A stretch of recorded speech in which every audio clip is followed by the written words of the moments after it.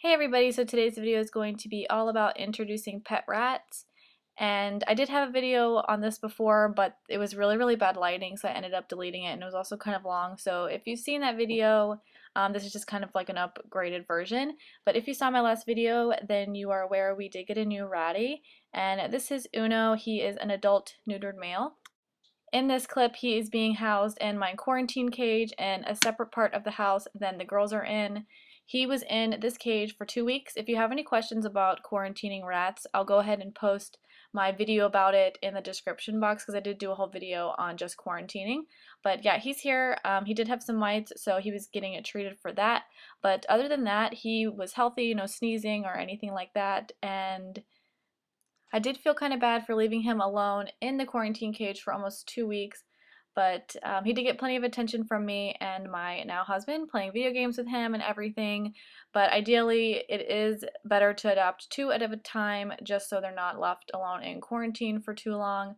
But this was kind of a different situation. I really wanted a neuter male, and they don't ever come up for adoption very often. So I jumped at the chance, and I even drove a few hours to go and pick him up. But we definitely gave him lots of attention while he was alone. And you also want to make sure that you're taking all of the proper steps because introducing rats, especially when they're adults, can be pretty complicated. But this is the first step, putting them in quarantine and making sure that they're not sick and that they're not going to get your rats sick. So generally, if things are going okay and you don't show any signs of illness, they should stay in quarantine for up to 2 weeks. The next step is to go ahead and move your new rat into the room where your existing rats are and put the cages side by side. I don't normally smush them together because they're always grabbing through the bars and everything like that, and you don't want anybody to get bit, but just a little far away like I have here so they can see and smell each other, and as you can tell, they are very interested in one another. And I did this after I had cleaned the girls' cage, but Uno's cage was about 4 days old, and his cage was smelling a little stronger than theirs, so I wanted them to be able to see and smell him really well and not become too territorial of their stuff since their cage had just been cleaned. So you just want to keep an eye out for any signs of aggression, which is usually like hunching the back and huffing and puffing. I think Amishka ended up doing that in one of the clips. And sometimes if you have a white rat, like I have Iona and Ingrid, when they get really worked up, their head almost turns like a pinky color, and because they're white, you can actually see it. But you can definitely tell when they're being aggressive. Like I said in the last video, I have had major problems with Iona. She had actually killed a baby rat that I had brought home with Ingrid. I didn't share that. It was kind of chaotic with rats coming in my house at that moment because I was transporting a lot for other people, and things just got mixed up and was miscommunication, and the rats ended up in the cage with them without the proper quarantining and introduction process, and Iona did end up killing one of Ingrid's babies, and it was pretty traumatic, so that's why I didn't share it. And when I also had the foster babies, through the cage like this, I could tell Iona really was not happy. Okay, the next step is to introduce them on neutral ground, something like I'm doing here in the bathtub, or if you have them on your bed, if they're not used to being on your bed or on a couch or something like that. And if you have multiple rats, it's better to do them one at a time, and then you can do them in a group. But here's Ingrid and Uno, and as you could tell, he was way more interested in getting out of the tub and wasn't really paying attention to Ingrid at all. And you also can see how petite she is compared to him. She's just a teeny tiny rat.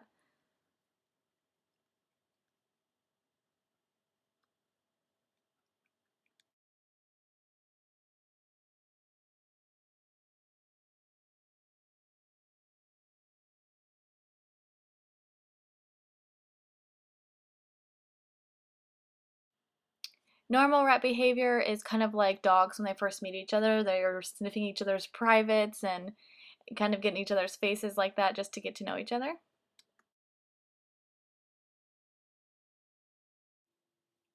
So this was Iona and him, and things seem to go okay in the bathtub. If you do see some poops while this is going on, then it's kind of normal. They're in a place where they're not familiar with, and they also have a new rat that's kind of hounding them. So I was surprised that was the only poop that ended up in the bathtub during this whole thing. But yeah, that was it.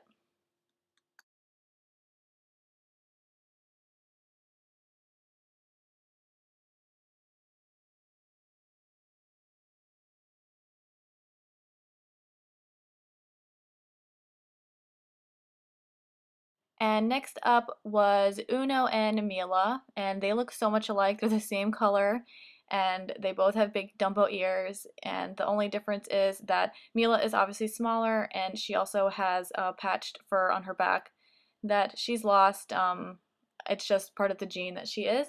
And she also has a white belly because she's a Berkshire, and Uno has just a diamond on the front because he is an Irish, and he also has a white nose. But they had no problems whatsoever and look like brother and sister.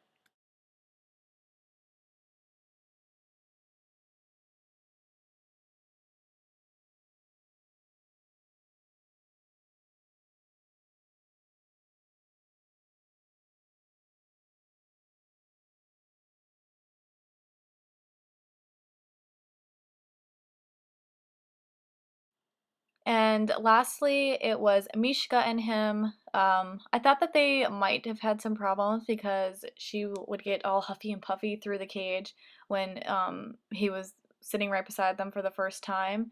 But she seemed more annoyed to be in the bathtub than anything else.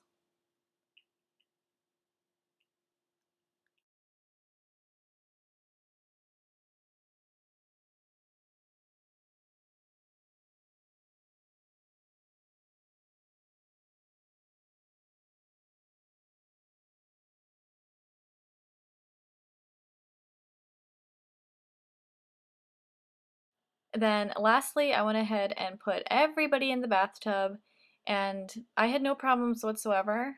They all seemed to be kind of exploring and wanting to get out more than anything else.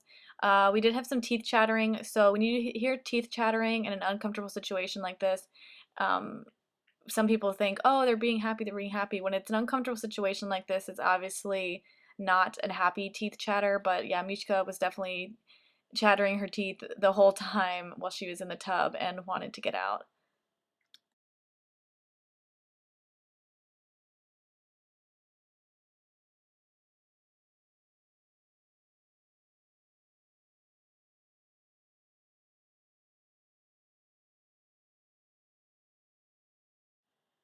The next two steps actually got lost. I'm in transition between two different cameras and I'm not able to find the footage anymore, but you introduce them during a free range time. So, the girls in the sunroom, I let them run around with Uno and I had no problems. And then what you also can do is when the cages are both dirty, swap the cages. So I put Uno into the girls' cage empty with no other rats, and then I put the girls in his cage and let them wander around and just it kind of smells linger and they get to rub all over each other's urine and do rat things. But this is when I was introducing him, putting him into the girl's cage for the first time. I made sure that everything was clean. I removed any kind of houses. I did keep the hammocks in there, but I removed the houses and I didn't want anybody to get kind of cornered because that's when you can have fights break out, which you'll see later on. I forgot to remove the wheel and I didn't think it would cause that many issues, but Iona kept getting tucked back behind the wheel and she didn't want to get out, and so anytime someone came up to her she was just grumpy. But as you can see here, he's just exploring and everybody's wanting to know what he's doing. And also don't be surprised if two of your normal rats, like see here, he's kind of got her pinned and I guess she didn't like that. But then her and Ingrid kind of got into it as well. So don't be surprised if you have two rats that normally get along that start kind of squabbling since it's like an uncomfortable situation. But yeah, you'll see that in a minute.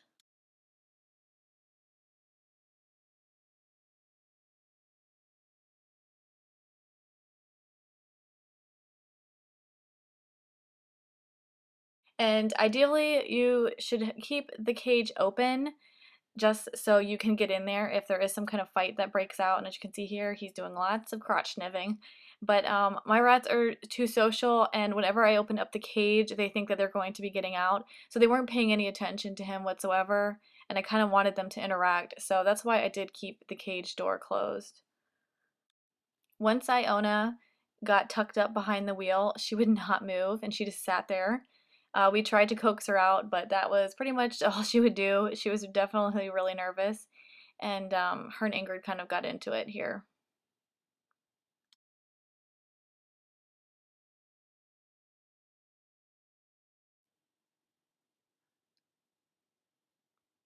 There is her and Ingrid going into it, and then if you watch carefully, she takes a big bite out of Uno's nose, poor guy. It did break the skin, but I feel like it was more of like a warning, leave me alone. She wasn't being too aggressive. I mean, it definitely broke the skin, but that's the only time she did anything. Um, After this, I did end up removing the wheel so she would get out from behind it and not feel so, pinned up against the side of the cage. Luckily, that is the only incident that they had. There's a few different things that you can do as well if you're still having problems. You can put vanilla extract on near their private area and on the rump area, and sometimes even in between the shoulder blades, just to kind of disguise their natural smell. They get a little confused thinking, oh, is this a new rat? Is it not? Or you can also smear baby food on them so they begin grooming each other, and kind of they're distracted that way. So here I did go ahead and actually it's my husband. He was giving them some treats to kind of distract them. But other than Iona being a little grumpy, um, we didn't have any problems. So I'm thankful for that. And it does help that he was a neutered male. If he was an intact male, number one, I wouldn't be introducing him to my girls. But sometimes they said that adult males are the hardest to introduce. I have found that it's the opposite, and then it's the females, just because of Iona. And also, if you remember from my foster baby video, the mom that I had, I technically wanted to keep her and maybe introduce her to the girls or at least rehabilitate her since she wasn't very friendly, so I could adopt her out. And her and Iona ended up getting into it, and Iona got really badly injured, and she was in a quarantine cage by herself for about a week and a half. She had a really bad limp and also had a puncture wound on her forearm. And ever since then, she's kind of calmed down. So I don't know if once she got her ass kicked, she realized that she needed to back off. But so now everything is good with her, and Uno, she doesn't cuddle and sleep with him just yet, but there hasn't been any issues. I was originally going to go ahead and put Uno back in his own cage after he got nipped by Iona, but just before I did that, I decided to close off the Critter Nation. You can't really see here, but I put one of the litter boxes over the opening. So just the two of them would kind of be forced to socialize, and like I said, I did remove the wheel at the bottom, and we didn't have any problems. She was definitely cautious, but there was no more incidents, like I said before.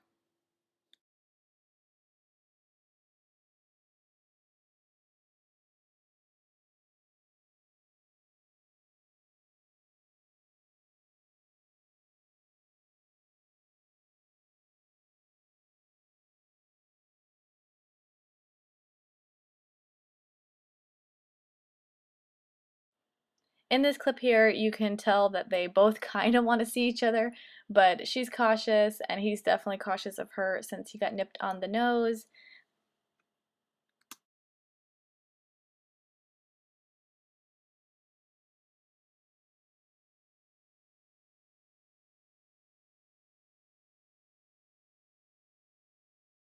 Okay, this is exactly 3 days after introduction. I did end up leaving Uno in the cage and just watched them carefully. And look, it is Uno and Iona sleeping in the same hammock together. And they're still technically not cuddling. Uno is in the bottom part by himself, and Iona is with Ingrid and Mila in the middle section. But this was definitely progress, and there have been no bites or fights since, and everything seems to be working out great. So if you guys have any questions about introductions, just go ahead and comment below, or you can send me a Facebook message. and hope this video helped you guys, and I will see you in my next one. Thanks for watching. I just had to show how cute little Uno is when he's sleepy. He's coming to say hi. And he is definitely a licky boy. He likes to give kisses, and he's definitely a cuddle monster.